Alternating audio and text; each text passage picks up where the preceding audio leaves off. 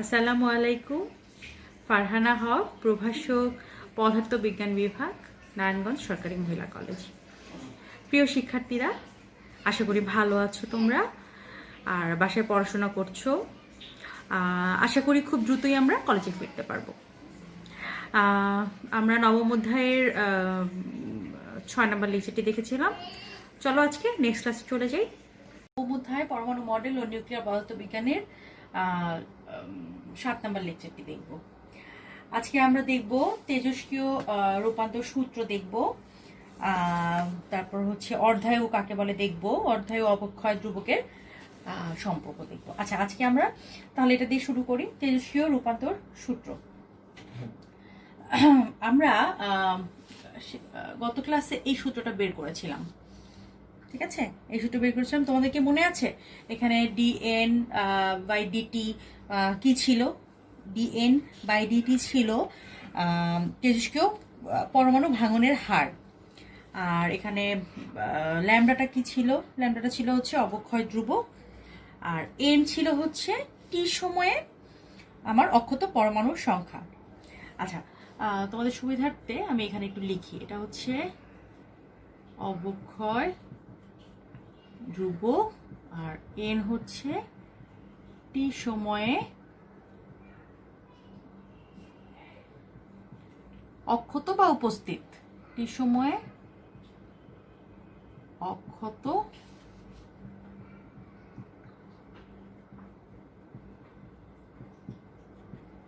আচ্ছা, এই সূত্র থেকে আমরা তেজস্ক্রিয় রূপান্তর সূত্রটা বের করব। দেখো, এটাকে আমরা এইভাবে লিখতে পারি। এই এনটাকে যদি এখানে নিয়ে আসি ডিএন এর নিচে, আর ডিটাকে এর সাথে গুণাকারে নিয়ে গেলাম। এই সমীকরণটাকে যদি আমরা ইন্টিগ্রেশন করি, যেমন যদি টি ইজ ইকুয়াল টু 0 হয়, তখন পরমাণুর সংখ্যা n নট ছিল, রাইট?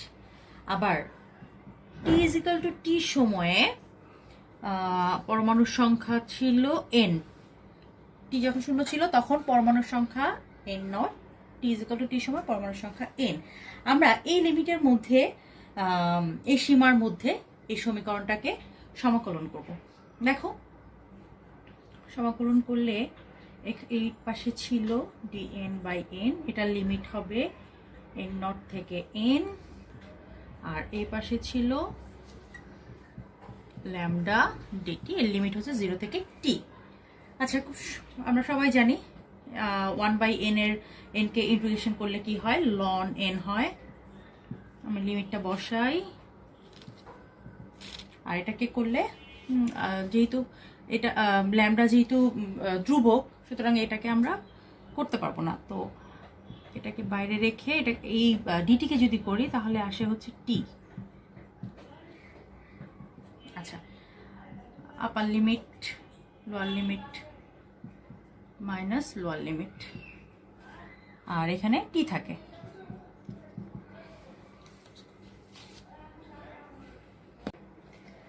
আচ্ছা, তারপর দেখো এই ln n minus ln n naught, এটাকে আমরা লিখতে পারি এভাবে, এভাবেও লেখা যায়।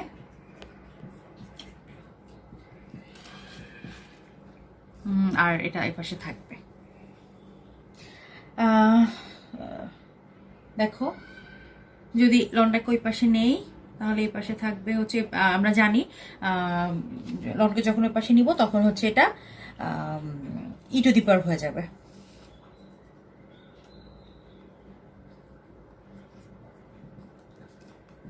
Minus lambda T. আমরা অলমোস্ট শেষ।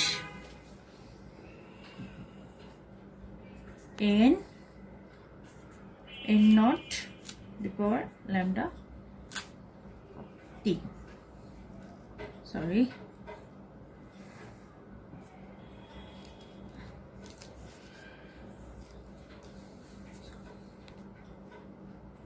আচ্ছা, আমরা কি পেয়েছি?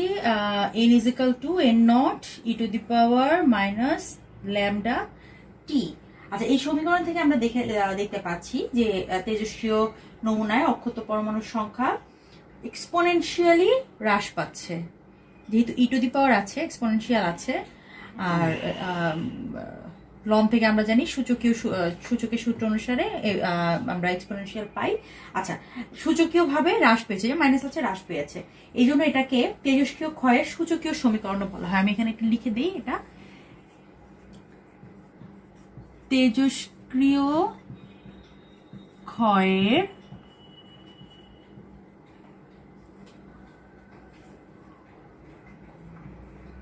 সূচকীয় সূত্র। এটা হচ্ছে তেজস্ক্রিয় রূপান্তর সূত্র বলা হয়, আবার তেজস্ক্রিয় ক্ষয়ের সূচকীয় সূত্র বলা হয়, যেহেতু এখানে এক্সপোনেনশিয়ালি এটা হ্রাস পাচ্ছে। আচ্ছা দেখো, যেহেতু এক্সপোনেনশিয়ালি হ্রাস পাচ্ছে, সুতরাং এখানে আমি একটা গ্রাফ এঁকেছি। গ্রাফটা কেমন হবে, জাস্ট গ্রাফের নেচারটা কেমন হবে তেজস্ক্রিয়। দেখো এখানে এন, গ্রাফটা হচ্ছে তোমার এন আর টি, মানে সময়ের সাথে সাথে অক্ষত পরমাণুর সংখ্যা, পরমাণুর সংখ্যার ভার্সেস সময় ভার্সেস অক্ষত পরমাণুর সংখ্যা, এরকম একটা গ্রাফে গেছি। এই গ্রাফে দেখতে পাচ্ছ তোমরা এন নট কি ছিল, ভাঙনের পূর্বে পরমাণুর সংখ্যা, এখান থেকে এক্সপোনেনশিয়ালি এটা হ্রাস পেয়েছে। এখানে একটা অ্যাপ্রক্সিমেটলি আমি দিয়েছি, যেমন টি হাফ মানে অর্ধায়ু, আমরা একটু পরে অর্ধায়ু পড়বো।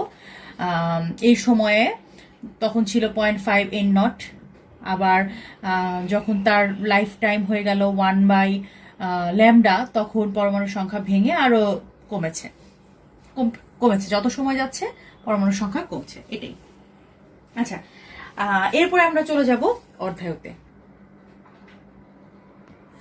আচ্ছা, অর্ধায়ু কাকে বলে বা হাফ লাইফ, দুইভাবেই আসতে পারে। সংজ্ঞা যদি আমরা বলতে চাই তাহলে বলবো, যে সময়ে কোনো তেজস্ক্রিয় পদার্থের মোট পরমাণুর, যেহেতু তেজস্ক্রিয় পদার্থটা তো ভেঙে যাচ্ছে, সময়ের সাথে সাথে ভাঙছে, এখন কোনো এক সময়ে এসে যখন ঠিক অর্ধেক হয়ে যাবে, মানে অর্ধেক পরিমাণ সে ভেঙে যাবে, ঠিক আছে, তাহলে সেই সময়টাকে বলা হয় হচ্ছে অর্ধায়ু, ওই পদার্থের অর্ধায়ু, মানে তার আয়ু আর অর্ধেক আছে, সেই জন্য অর্ধায়ু, মানে সে অর্ধেক ভেঙে গিয়েছে, অর্ধেক আছে। তাহলে আমরা সংখ্যাটা কিভাবে লিখতে পারি, যে সময় কোনো তেজস্ক্রিয় পদার্থের মোট পরমাণুর ঠিক অর্ধেক পরিমাণ ভেঙে যায় তাকে পদার্থের অর্ধায়ু বলা হয়। এখন ধরলাম কোনো তেজস্ক্রিয় পদার্থের কোনো সময়ে এন সংখ্যক অণু আছে, পরবর্তী টি সময় পরে সেটা অণু ভেঙে n/2 হয়ে গেল, ঠিক আছে। এই যে সময়, এই সময়টাই হচ্ছে তোমার অর্ধায়ু। অর্ধায়ুকে যেহেতু অর্ধেক সময়, এই অর্ধায়ুকে সাধারণত টি হাফ দিয়ে প্রকাশ করা হয়, হাফ, এখানে কিন্তু ক্যাপিটাল টি, ঠিক আছে, অর্ধায়ুতে ক্যাপিটাল টি হাফ দিয়ে প্রকাশ করা হয়। আচ্ছা, তোমাদের বইতে দেখবে একটা এক্সাম্পল আছে, যেমন ইউরেনিয়ামের অর্ধায়ু 450 কোটি বছর বলতে কি বোঝায়? 450 কোটি বছর বলতে বোঝায় 1 গ্রাম ইউরেনিয়াম পরমাণু ভেঙে ঠিক অর্ধেক হতে, মানে হাফ গ্রাম হতে সময় লাগে 450 কোটি বছর, ঠিক আছে। আরো 450 কোটি বছর পরে এই হাফ গ্রাম ভেঙে আরো অর্ধেক হয়ে যায়, মানে 1/4 গ্রাম হয়ে যায়, ঠিক আছে। এ তো গেল হচ্ছে অর্ধায়ু। আর এখানে আমি দেখো অর্ধায়ুর এখানে যেহেতু এটা এক্সপোনেনশিয়ালি হ্রাস পাচ্ছে, এখানে গ্রাফ এঁকেছি, আগের গ্রাফটাই এঁকেছি। আগের গ্রাফটা কি ছিল, টি ভার্সেস এন, ঠিক আছে। পরমাণুতে অক্ষত পরমাণুর সংখ্যা হচ্ছে এন আর সময় হচ্ছে টি। দেখো এন নট এখান থেকে ভাঙন শুরু হয়েছে, সে সময়ের সাথে সাথে এক্সপোনেনশিয়ালি হ্রাস পাচ্ছে, যখন n/2 মানে n0/2, মানে এই যে শুরুতে ছিল n0, যখন অর্ধেক হয়ে গেল দেখো, তখন আমরা এটাকে এই যে হাফ দিলাম, টি হাফ মানে অর্ধেক। তখন এরও যখন অর্ধেক ভেঙে গেল, মানে n/4, হ্যাঁ, তখন দেখো এখানে অর্ধায়ু হচ্ছে, এখানে 2 দিয়েছি, এর আগেও এখানে আমি 0.5 দিয়েছিলাম, 0.37 দিয়েছিলাম, তোমরা হিসাব করে দেখো, বেসিক্যালি সেটা একই আসে, ঠিক আছে। আমি জাস্ট আবার একটু এভাবে সাজিয়ে দিচ্ছিলাম তোমাদের আরো ডিটেলে বোঝানোর জন্য, ঠিক আছে। এখানে মানে অর্ধায়ুকে আবার 2 দিয়ে গুণ করেছে, মানে তারও অর্ধেক সময় চলে গেল। তারপরেও 3 গুণ অর্ধায়ু, হ্যাঁ, চলে সময়, এই এত সময়ে এখানে তুমি হিসাব করে দিবে, এটাকে আরো 2 দিয়ে ভাগ করবে, এটাকে আরো 2 দিয়ে ভাগ করলে যা আসে, এভাবে কমতে থাকবে। আচ্ছা, তোমাদের এইরকম গ্রাফ হয়তো বা দেয়া থাকতে পারে, গ্রাফ দেয়া থাকবে, কোনো একটা সৃজনশীল প্রশ্ন দেখা যাবে এরকম উদ্দীপকটাই থাকবে, এরকম একটা গ্রাফ, তোমাদেরকে এখান থেকে প্রশ্ন আসতে পারে। এটা খুব ইম্পর্টেন্ট, অর্ধায়ু এই টপিকটাই খুব ইম্পর্টেন্ট। আচ্ছা, আমরা দেখো এই পরের টপিকে যাচ্ছি, অর্ধায়ু ও অবক্ষয় ধ্রুবকের মধ্যে সম্পর্ক। আমরা একটু আগে দেখেছিলাম, এই সমীকরণটা বের করেছিলাম, সূচকীয় সমীকরণ, যেটা n naught e to the power minus lambda T. ঠিক আছে? আচ্ছা, এখানে এই সমীকরণ থেকে আমরা বের করব যখন t ইজ ইকাল টু অর্ধায়ু, মানে t হাফ, এটাকে বলি হচ্ছে আমরা অর্ধায়ু। ওকে, তখন কি হয় আসলে, এন এর মানটা তখন কি হয়, অর্ধেক হয়ে যায়। এটা কিন্তু একদম ভাঙনের পূর্বে পরমাণুর সংখ্যা ছিল এন নট, আর টি সময় পরে এন হচ্ছে এন সমান সমান এন নট বাই 2। আচ্ছা, তাহলে দেখো এই জিনিসটা আমরা এটাকে যদি 1 নম্বর সমীকরণ ধরি, এই অংশটা, এই যে টি হাফ, টি এর মান এখানে টি হাফ, এন এর মান এন নট বাই 2 বসিয়ে 1 নম্বর সমীকরণে যদি বসাই, তাহলে আমরা কি লিখতে পারি, এন এর মান লিখতে পারি হচ্ছে এন নট বাই 2, এই পাশে তো এন নট আছে, e to the power minus lambda, এই টি এর এখানে টি হাফ দিতে পারি। ঠিক আছে, আসলো। এখন দেখো এখানে এন নট আছে, এন নট আছে, আমরা উভয় পক্ষ থেকে এন নট বাদ দিয়ে দিতে পারি, তাহলে এখানে হাফ থাকে আর এখানে থাকে e to the power lambda T half. এখানে যেহেতু সূচক মানে এক্সপোনেনশিয়াল আছে, সেটাকে আমরা এখানে লগারিদম করব, তাহলে লন আসবে, এখানে লন হাফ, আর এখানে যদি লন আসে তাহলে এটা একবারে লিখে ফেলছি, আমার এখানে মাইনাস ল্যামডা টি হাফ, সূচকীয় সূত্র অনুসারে। আচ্ছা, এটাকে আমরা জানি এভাবে লেখা যায়, লন 1 মাইনাস লন 2 এভাবে লেখা যায়, আর এর পাশে তো আছে ল্যামডা টি হাফ। ওকে, লন 1 এর মান কিন্তু লন 1 এর মান হচ্ছে 0, তাহলে এই অংশটা 0 হয়ে যায়, আমার থাকছে হচ্ছে minus loan 2 minus lambda T half. এই মাইনাস মাইনাস কাটাকাটি চলে যাচ্ছে। এখন আমার দরকার হচ্ছে আমি অর্ধায়ু বের করবো, তাই তো, অর্ধায়ু। তাহলে এই আমি এখন অর্ধায়ুটা রাখি, টি হাফটাকে রেখে লন 2 ডিভাইডেড বাই ল্যামডা নিয়ে আসতে পারি। আচ্ছা, লন 2 এর মান ক্যালকুলেটরে প্রেস করে দেখবে, এটা আসে হচ্ছে 693 ডিভাইডেড বাই ল্যামডা। তাহলে আলটিমেটলি আমরা কি পেলাম, আলটিমেটলি আমরা পেলাম T half is equal to 693 divided by lambda. এটা কি ছিল, অবক্ষয় ধ্রুবক ছিল, আর এটা হচ্ছে অর্ধায়ু। তাহলে আমরা অর্ধায়ু এবং অবক্ষয় ধ্রুবকের সম্পর্ক পেয়ে গেলাম। অবশ্যই এই সমীকরণ, এই রিলেশনগুলো মনে রাখবে, এখান থেকে ম্যাথ আসবে। আর এখান থেকে তোমরা বুঝতে পারছো যে এই অর্ধায়ু হচ্ছে অবক্ষয় ধ্রুবকের ব্যস্তানুপাতিক। ঠিক আছে, অর্থাৎ অর্ধায়ুর মান যখন বেশি হবে, অবক্ষয় ধ্রুবকের মান আস্তে আস্তে কমে যাবে, কমতে থাকবে। আচ্ছা, এরপরে আমরা দেখব গড় আয়ু। আচ্ছা, গড় মিনিং তো তোমরা জানোই, কোনো কিছুর গড় বের করতে হলে আমরা আসলে টোটাল সংখ্যাটা যোগ করি, টোটালটা যোগ করি, আর কয়টা সংখ্যা আছে তা দিয়ে ভাগ করি, যোগফলকে তার কটা আছে সেটা দিয়ে ভাগ করি। গড় আয়ু বেসিক্যালি হচ্ছে সেম। ঠিক আছে, আর আরেকটা জিনিস বলি, সেটা হচ্ছে তেজস্ক্রিয় পদার্থের সব পরমাণুর তো মানে আয়ু সমান হয় না, এর বিভিন্ন পরমাণুর আয়ু কিন্তু মানে 0 থেকে অসীম পর্যন্ত হতে পারে।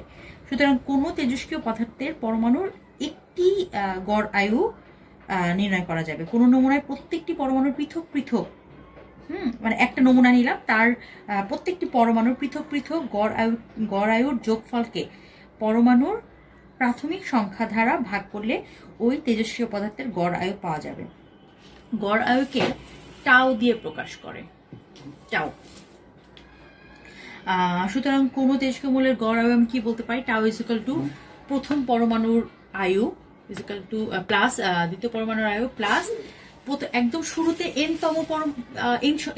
নট সংখ্যক পরমাণু ছিল, তাহলে এরকম হতে হতে একদম এনতম পরমাণুর আয়ু, মানে এখানে সবগুলো পরমাণুর আয়ু আমি এনতম পর্যন্ত এন নটতম পর্যন্ত পরমাণুর আয়ু যোগ করলাম, এবং শুরুতে ছিল পরমাণুর সংখ্যা n0, সবগুলো আয়ুর যোগফল ডিভাইডেড বাই n0 করলেই হচ্ছে আমি গড় আয়ু পেয়ে যাব। আচ্ছা, যদি এটাই হচ্ছে তোমার গড় আয়ুর সংজ্ঞা। এখানে আরেকটা বিষয় আছে, যেমন গড় আয়ু মানে হিসাব নিকাশ করে পাওয়া গেছে যে গড় আয়ু টাউ ইজ ইকুয়াল টু 1/λ। এটা পরীক্ষা করে পাওয়া গেছে। আচ্ছা, আরেকটা জিনিস তোমাদের দেখাই, আরেকটা সম্পর্ক, ছোট একটা সম্পর্ক দেখাই, যেটা হচ্ছে দেখো অর্ধায়ু ও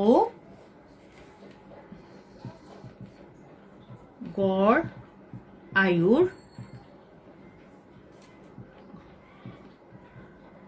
সম্পর্ক।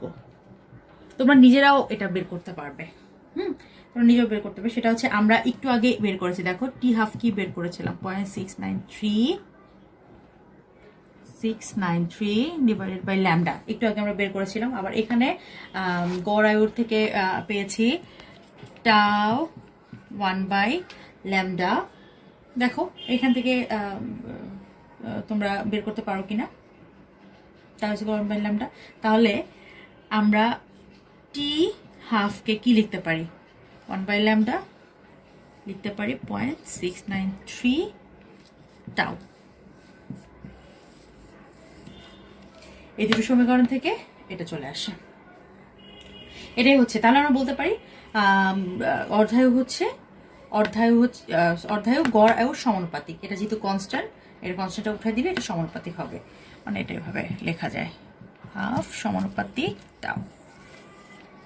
ঠিক আছে, যদি তোমাদের এভাবে আসে 2 মাসের একটা কোশ্চেন আসতেই পারে যে দেখাও যে অর্ধায়ু হচ্ছে গড় আয়ুর সমানুপাতিক, তখন তোমরা জাস্ট এটাই লিখবে যে আমরা অর্ধায়ুর থেকে জানি, অর্ধায়ুর সমীকরণ যে আমরা বের করেছিলাম সেখান থেকে আমরা জানি T half is equal to 6.693 divided by lambda. আবার গড় আয়ু থেকে আমরা জানি টাউ ইজ ইকুয়াল টু 1/λ।